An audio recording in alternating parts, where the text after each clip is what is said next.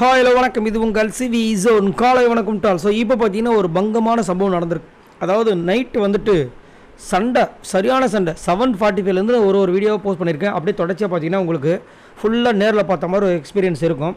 இப்போ பார்த்தீங்கன்னா சண்டையெல்லாம் முடிஞ்சதுக்கப்புறமா சபரி உள்ளே இறங்குறாப்புல திவாகருக்காக செமையாக வந்து பேசியிருந்தார். எனக்கு வந்து சபரி வந்து நிறைய இடங்களில் பிடிக்காது. பட் நேற்று ரொம்ப அழகாக பேசியிருந்தார், ரொம்ப மெச்சூரிட்டியாக பேசியிருந்தார்.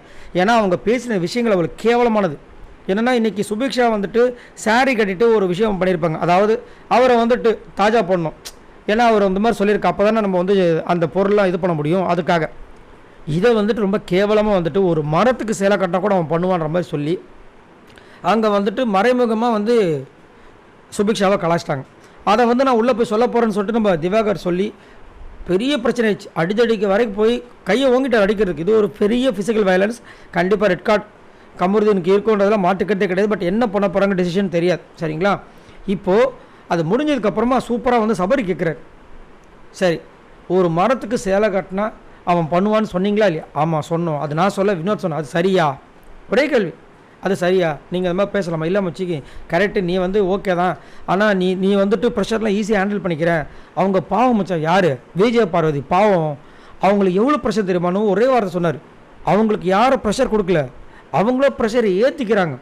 அதை ஏன் நீங்கள் புரிஞ்சிக்க மாட்டீங்க அப்படின்னும் போது, இல்லை மச்சான் அவங்களால ஹேண்டில் இப்போ நீ ஹேண்டில் பண்ணுற, இப்போ நாளைக்கு உனக்கு பிரச்சனை வந்துச்சுன்னா நான் நிற்பேன் மச்சான் அப்படின்னும் போது செம்மையாக கலாய்க்கிறார். அப்படியா? இன்றைக்கி 4 பாட்டு இந்த வந்து ரிஜெக்ட் பண்ணாங்களே, எவனுமே வந்து நிற்கலை. மூஞ்சே மாறி போச்சு இவருக்கு. இல்லை மச்சான் நான் என்ன சொல்ல வரேன், டே முதல் டாஸ்க்காக பாருங்கன்னு சொல்லிட்டு கம்முன்னு போயிட்டார். இந்த அசிங்கம் தேவையா அவங்களுக்கு கமருதீன்ற மாதிரி இருந்துச்சு. கமருதீன் நான் ஃபஸ்ட்டு டேயில் தான் சொல்லிகிட்டு இருக்கேன், அவரும் மாறுவார் நம்ம எல்லாருமே எதிர்பார்க்குறோம். அவர் மாற போகிறதே கிடையாது. ஏன்னா இதுதான் அவரோட கேரக்டர்.